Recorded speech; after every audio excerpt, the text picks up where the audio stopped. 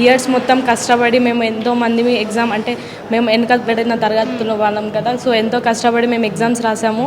So ఈ paper లీకేజ్లని ఇలా paper అమ్ముకోవడం లాంటి ఇలా ఒకటే సెంటర్లో సిక్స్ మెంబర్స్కి ఒకటే మార్క్స్ రావడం 720కి 720 ఇలా చేయడం తప్పు.